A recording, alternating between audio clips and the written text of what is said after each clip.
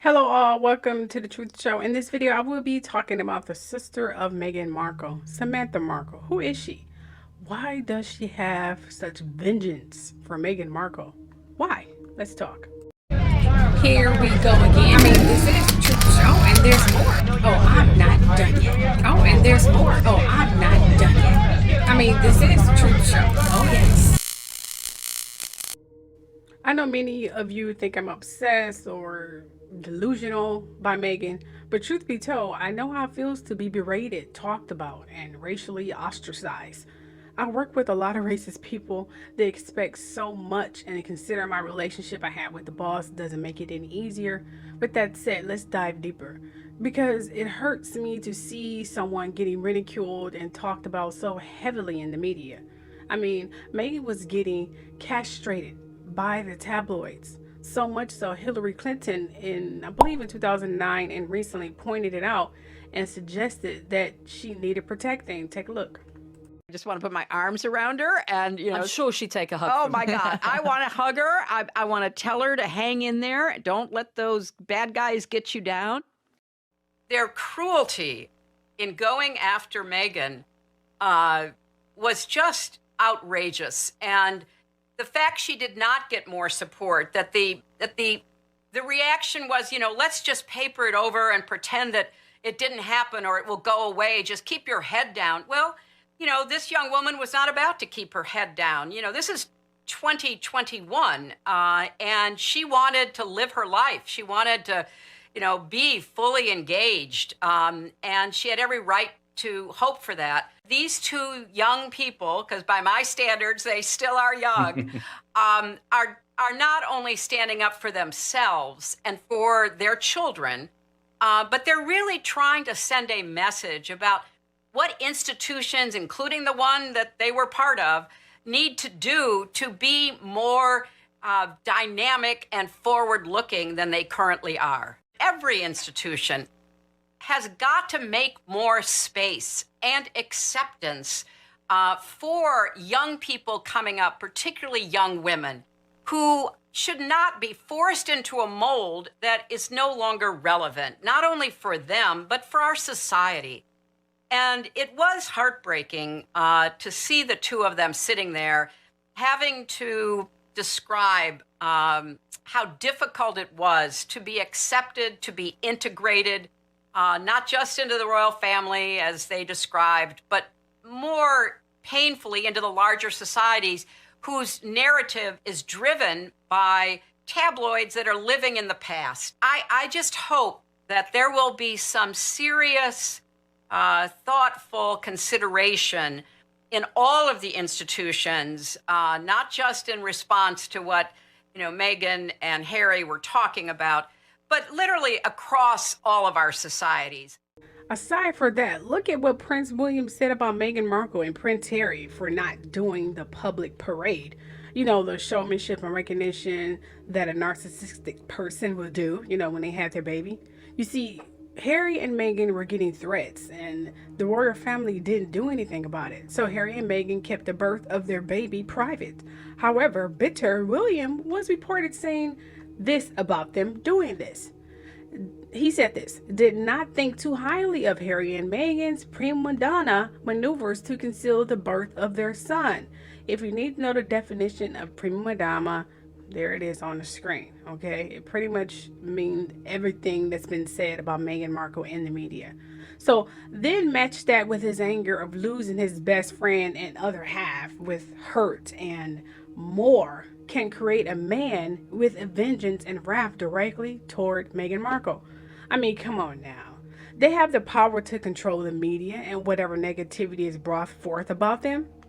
Do you all remember when it got leaked about Kate Middleton having bulimia or anorexia, something like that? Anyway, the story was going viral, and it wasn't even days later as that story wasn't printed anymore or talked about nowhere in the UK and slowly in the US. Oh, I'm not done yet. You all remember the leaked stories of Prince William cheating? First with some chick in the mountains, then with Kate's longtime friend Rose Hunbury, and many more. I mean, the man has never been faithful, hence why this happened at their outing shortly after. This was around Christmas. But guess what? William was protected. Kate Middleton was protected, and they put a stop to it, and the story wasn't printed again. This didn't happen to Harry and Meghan. They allowed the media, mainly the UK, and now I see TMZ that must be getting paid for it. Anyway, they allowed Meghan to be crucified in the media. They allowed longtime dad Thomas Markle and bitter, racist, and jealous Samantha Markle to go on UK television with bitter and heartbroken Piers Morgan and belittle Meghan and Harry, a prince, for crying out loud. You all are seeing racism at its fullest. I know it's been a while since you guys have seen this blatant advertisement, but this is what it is. This is racism. This kind of hatred isn't anything new for a famous black or colored person, be it mixed or just full African. But that's it. Let's dive deep into the hatred of Samantha Markle.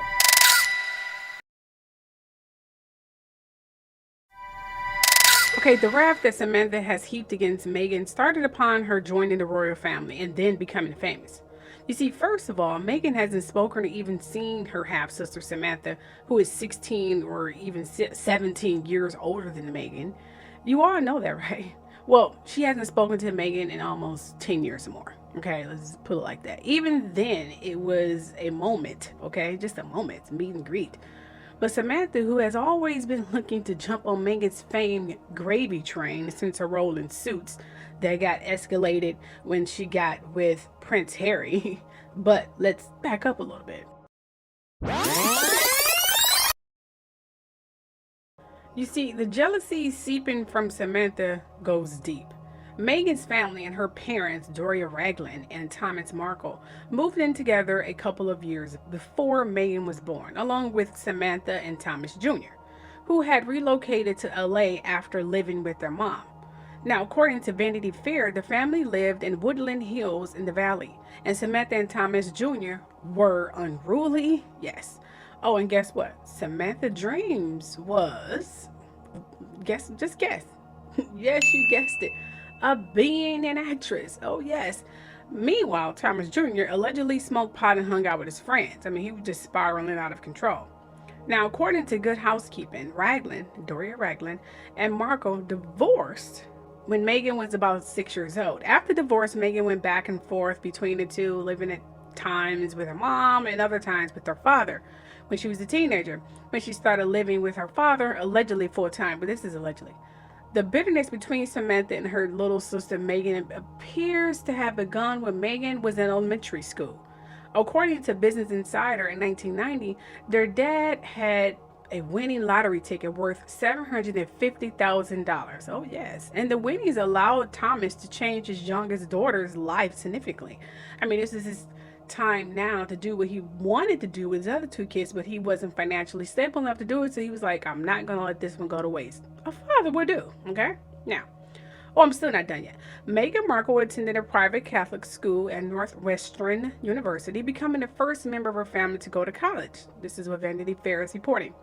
Meghan's educational opportunities were possible because her dad had won that $750,000 ticket in California lottery when she was in grade school, okay? Now, it appears that Thomas Markle paying for his youngest daughter's private school and college may have lit the fuse that began the rift between the sisters. So what do you think bitter and jealous Samantha said? Well, according to the 2018 Vanity Fair feature, Big Bad Sister Samantha said that her dad paid for Meghan's college expenses at Northwestern, and that if Meghan worked at all, it was only for extra shoe money and party money. So not true. Meghan did a lot of volunteering, and it was Samantha and her brother, Thomas Jr., who did the partying. Just want to point that out. Meanwhile, after college, Meghan's life went one way while her family financially went another direction. Thomas Markle and Samantha Markle both allegedly made bad investments. Who was doing the partying, huh? Eventually declaring bankruptcy, both of them by 2016. Now, you see where I'm going with it. I'm sure you're getting a clear picture now, right? So, with all of this going on, we're now at the year of 2017. And the engagement of Prince Harry and Meghan Markle was announced. Wonderful. This set the anger and vengeance against Meghan on full blast. Hence, Samantha releasing a tell-all titled The Diary of Princess Pushy's Sister Part 1. This is a grown woman in her 50s writing a book about this, about their home life in January of 2021, boasting that the book will feature the good, the bad, and the ugly of the Markle family. Oh, it gets uglier. Samantha had went on a rampage. She was being called and paid a lot by many UK blogs and media outlets to destroy Meghan's character. She hates Meghan. Meanwhile, Meghan hasn't said anything toward about Samantha yet, despite her sister saying all these things about her. You see who's the true mean one here and the narcissistic one, you know what I mean? Getting a clear picture here. Now, go a little bit deeper about Samantha here. Yes, Samantha, who was born on May 16, 1965. Yes, she's a woman in her 50s, as I just said. She also is a woman of many names. I tried to tell it's a person in the comment section who just is one of the people who hate Meghan because they believe what the media say, and I refuse to believe what the media say. She was born Yvonne Marie Markle. Then she changed her name to Samantha in the 1990s. She also used the professional name of Grant. She also used the name Samantha, yes, with the C, SC.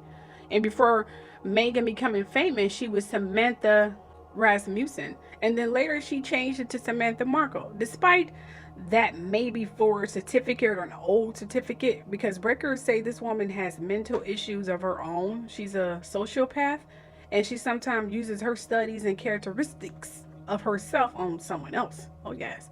I mean, she claimed Thomas Markle wasn't invited to Meghan and Harry's wedding, when he was, but he refused to go because of his pride, among other reasons. He seemed like he was pissed off at Harry being demanding or something and giving him orders on what to do. Apparently, he didn't like this young man telling him what to do. He pretty much said that in interviews. If you go back and look, it was Harry was the main reason why he didn't go. His pride and ego, and no telling what else Thomas had going on. I see why Doria and he divorce. Oh, and Samantha said Meghan copying Princess Diana. Please, Meghan brought that old-fashioned family to the 21st century. It was Kate Middleton, who was literally a clone of Diana.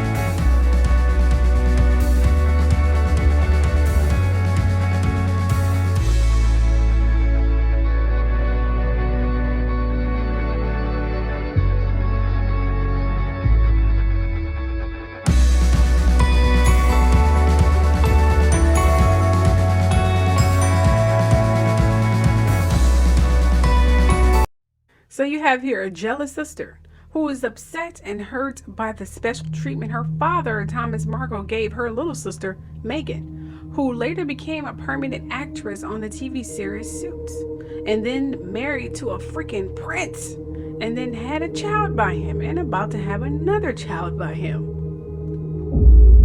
This anger turned into rage and a tunnel vision to destroy the woman who she thought had stolen her father, her dream career, her dream life. Oh, she must be destroyed.